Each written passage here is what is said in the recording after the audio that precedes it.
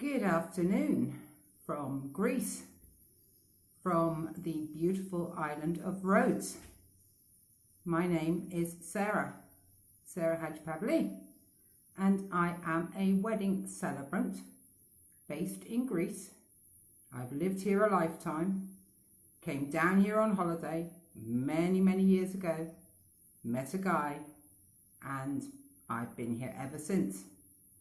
And I thought it was a good chance today to come on live to talk a little bit about how to get married in Greece. How to get married in Greece, where to get married in Greece, and why would you choose Greece for your special day? That's what this is about today. This is not so much about what I can do for you, but this is very much more about giving you advice on organising and planning a destination wedding in Greece or in any southern Mediterranean nation where we have lots of choices, lots of lovely weather, and now that travel is starting to open up again slowly, then I've seen that more and more couples are going to the Facebook groups and asking questions on Instagram and asking various different things. And today is a chance for me to answer them, having lived in Greece for a long time and seen literally hundreds and hundreds of couples getting married. I had my own big fat Greek wedding back in the day, having chosen to marry a local Greek. We had a Greek Orthodox wedding in a Greek Orthodox church because that's what you can do if you are a practicing Greek Orthodox person. And back in the day, I understood absolutely nothing of my wedding, nothing at all. I knew what was going on. It was all in Greek and it was an amazing experience, but I probably would have chosen a different way had I known what it was actually going to be like on the day. But anyway, back to how to get married in Greece. Why Greece? Why would you choose Greece for your special day? Greece, it has it all. We have literally hundreds and hundreds of islands. Do you know that we have over 200 inhabited islands in Greece? Not all of them, of course, are suitable for weddings, but you have a huge eclectic choice of venues in Greece for your special day. So you've got the Greek islands, many small rocks, large rocks, popular rocks, less popular rocks, traditional rocks, and of course you have the mainland as well. And first of all, we'll talk about the venue if you choose the mainland for your special day. Now, if you fly into Athens, you get the chance to get married in Athens, but also you can get married out on the coast. It's known as the Athenian Riviera,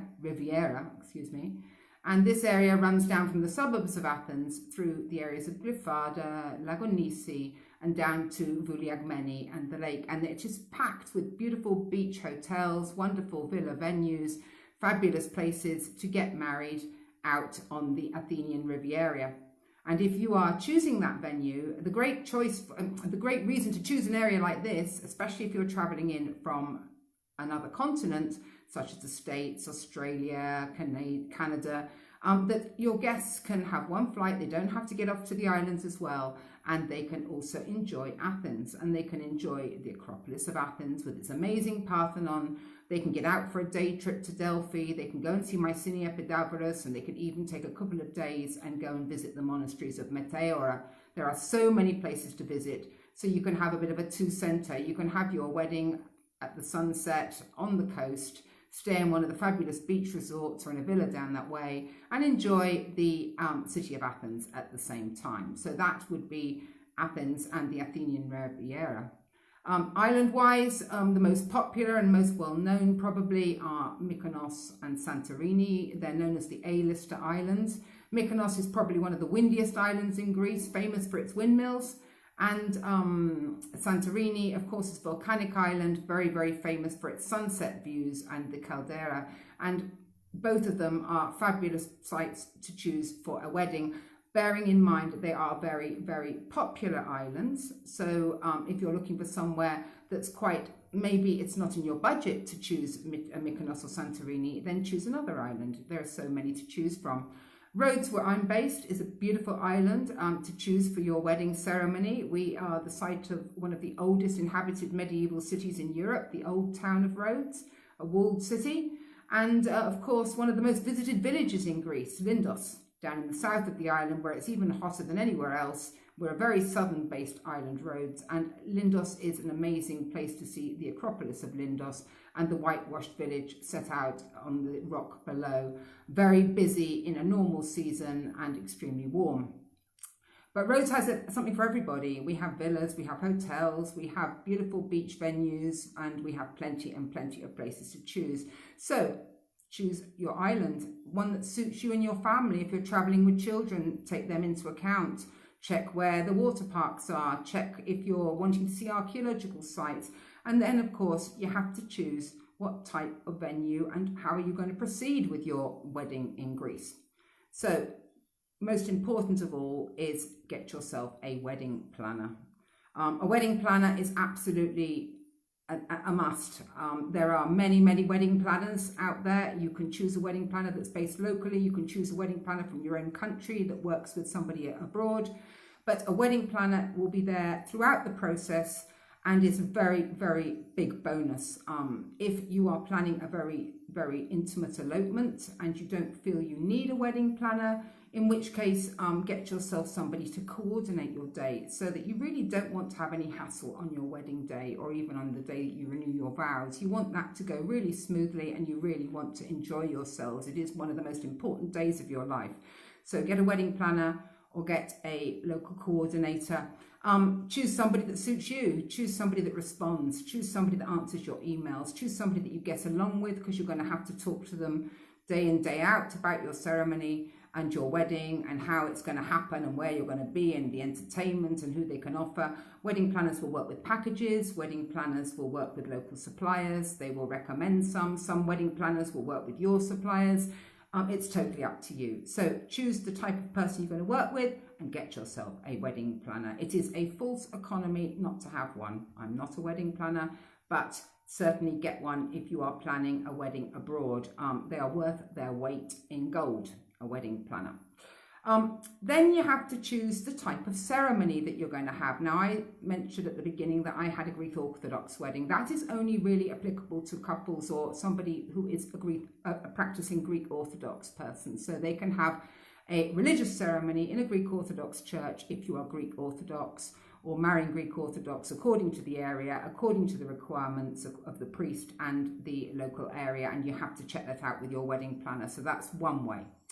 The most popular way probably is to have a civil wedding somewhere in your chosen venue. So a civil wedding will be led by the registrar, or in some areas of Greece that will be an authorised representative, sometimes even named a celebrant, but they are basically the registrar, and that is a ceremony much like you would imagine in any civil ceremony.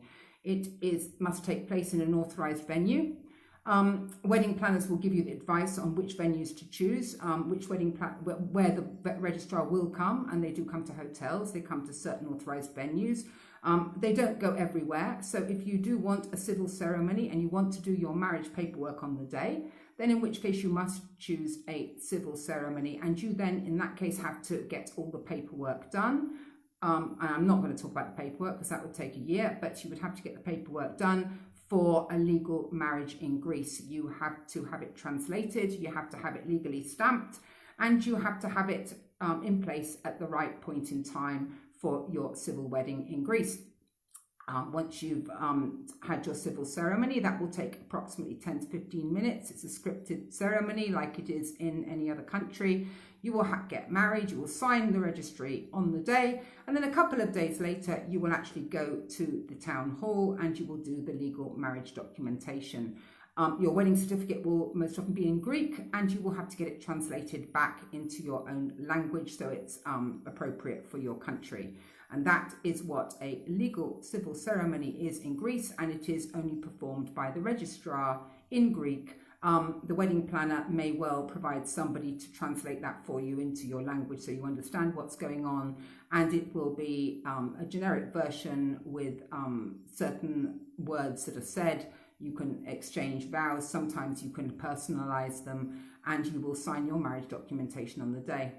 So we've got the religious ceremony, the Greek Orthodox. For Greek Orthodox couples, we have the civil ceremony, which is the probably the most popular way to go. And then we have what is known in the industry as the symbolic ceremony. Now, I see many people talking on the Facebook group saying, oh, we've got to have a symbolic ceremony. Well, first of all, if you think about it, that marriage is the marriage, that's the time you sign on the dotted line and you get married. That is the marriage. And then the wedding is to celebrate that marriage. So there is no reason to think that you're having the second best if you do choose to have a symbolic ceremony in Greece. A symbolic ceremony can be led either by the registrar or their authorized representative, like I mentioned the legal civil ceremony can, or it can be led by someone like myself, a celebrant, and in which case you will have a ceremony written for you. And you won't have any time constraints. You can have that ceremony almost anywhere you like. So you can have that on a beach, you can have that at your hotel, you can have that poolside at your holiday villa. You can even have that on a yacht. If you find a celebrant that doesn't get seasick, you can do that. And your ceremony will have no time restrictions at all, unless they are enforced on you by your venue. If you choose a very popular venue, then you will have a time limit, because weddings take place under normal circumstances. There are a lot in Greece. And if you choose a very popular venue, you are going to be given your 1 hour slot, which has to include your guests arriving, your ceremony, and perhaps even a drink after your ceremony. So that's what happens with the very popular venues. But if you choose somewhere of your own, if you choose a villa, or you make an arrangement with a local beach bar or a taverna or your chosen hotel, and you want your ceremony and your time to go on longer, then you can make that type of arrangement if you go for a celebrant-led symbolic ceremony, because nobody's on any form of time scale. So that is the types of ceremonies you can have. Now, time of day, time of year. Firstly, the islands. Most of the islands are reached directly by flights, and the summer season runs from mid-April till early November in some cases, mostly the end of October. And the weather can vary, and the time of day and the length of day can vary throughout the summer. So if you're thinking of an early season, a May or October style wedding, bear in mind that in certain areas, especially northern islands in Greece, it will be quite cool in the evening. So certainly have your ceremony after midday, have your ceremony at about 2 o'clock, 2:30 in the afternoon, if you're planning a wedding ceremony or a vow renewal ceremony in May or October. If you are thinking of high season and you've got children, you're governed by the school holidays and you have to use August, for example, bear in mind the heat. I have seen so many very hot weddings. You need to make sure that you do have your ceremony somewhere where there is some shade for your guests, for your family, for any children present. You really don't want them boiling up there, and they will definitely need cold water, and a ceremony late afternoon would be definitely the best. If you're thinking of an August or July wedding, certainly think more about 5 or after. If your wedding planner can't fit that sort of time in and you have to have it earlier on, go and make sure that you do get, as I mentioned, shade and water and everything for your guests. Now, if you're planning, I mentioned earlier, a micro wedding or an elopement wedding, and you're not bringing anybody with you, these days, all the suppliers are now starting to live stream your wedding. So if you have guests that you cannot bring with you, or elderly family members that no longer wish to travel, then certainly make sure that your supplier, your videographer, or your people can put in place a live stream of your ceremony so that anybody that can't come can enjoy it with you. And it's very important also, maybe if you're an elopement couple, you're choosing to do this on your own, that's great for you, but maybe some of the family want to see you exchange vows somewhere beautiful, overlooking the Santorini caldera, or perhaps overlooking the blue waters out on the Athenian Riviera. So live stream your ceremony, there's no harm, why not? That's certainly a great thing to do.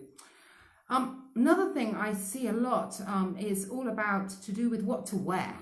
Not so much for the couples concerned themselves, obviously bear in mind the heat, you know, that's one thing obviously, but for members that are joining you, for children, for family members, don't let them all come in three-piece suits. It's far too hot.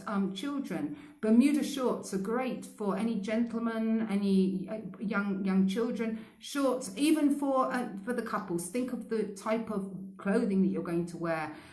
You may love that beautiful dress, but think about the suitability of it for the heat. And anybody choosing a beach wedding, bear in mind the sand. Sand, think of people, think of access to your ceremony, think of what you're going to wear on your feet. Maybe, I love a beach ceremony. I love to put my toes in the sand and come along barefooted even. Couples sometimes choose that for a beach ceremony, but it's certainly not a place for high heels for ladies, and certainly it can be very sandy. And we do have Meltemi winds through the Greek islands, so it can also be very windy. Certainly won't be cold, but it can be windy. So if you choose a beach ceremony, which there's nothing wrong with that, it can be one of the most romantic spots of all, certainly consider your guests, advise them that it's going to be sandy, and try and get some sort of access to that ceremony area for people, especially older people, to help them get to the ceremony itself. If you've chosen someone with difficult access, arrange some transportation for them so that they don't have to climb down some sort of stairs down a cliff. Make sure that they've got some way to get to your ceremony safely. Confetti, big one on the Facebook groups. Most places in Greece do not allow any types of confetti except for natural petals. Natural petals, they are the most beautiful, the most easy to clear up, and the most natural and beautiful of all. So, natural petals for your confetti. Most areas in Greece, that's how it works. And certainly if you choose a very, very popular place to get married, and your weddings are, there's one wedding after the other, they will only allow a limited amount of confetti, because of course it has to be cleared up between the ceremonies. So that is confetti. Now, for how to arrive at your ceremony, I'm here on Rhodes, and in most areas of Greece, the taxis are, in this particular island, they are Mercedes S and E-Class. Very smart vehicles. They can be decorated with ribbons, they can be decorated with flowers. That's what a lot of the Greeks do. And so you can book yourself a very nice taxi transfer to your ceremony. You can even, in certain areas of Greece, arrange a donkey if that's your thing, or you can have even a yacht or a boat. You can come to your ceremony and make a grand entry. Why not? If you've chosen to get married abroad, go for it. Go for all the things that you can add in that suit your type of wedding. I did see a couple of years ago, I actually was involved with a wedding down in Lindos on the island of Rhodes, where the bride chose to walk through the village of Lindos to her ceremony, which was really nearly at the top of the hill. And that was beautiful. That's very much Greek style. There was a wedding violinist playing the music in the front, and she walked up with her dad to the ceremony. But my goodness, it was a hike.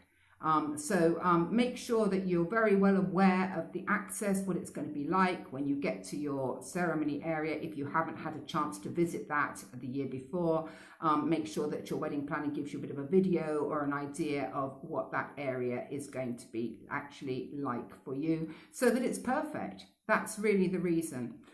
Just thinking what else I've missed. Water, elderly, entry. Why choose Greece? We've got it all in Greece. We've got beautiful areas, beautiful venues, we've got hotels and villas and all sorts of places to get married. And I do have to mention here that although the Greek legislation does not recognize LGBTQ marriage, there is absolutely no reason why you can't have a wedding in Greece.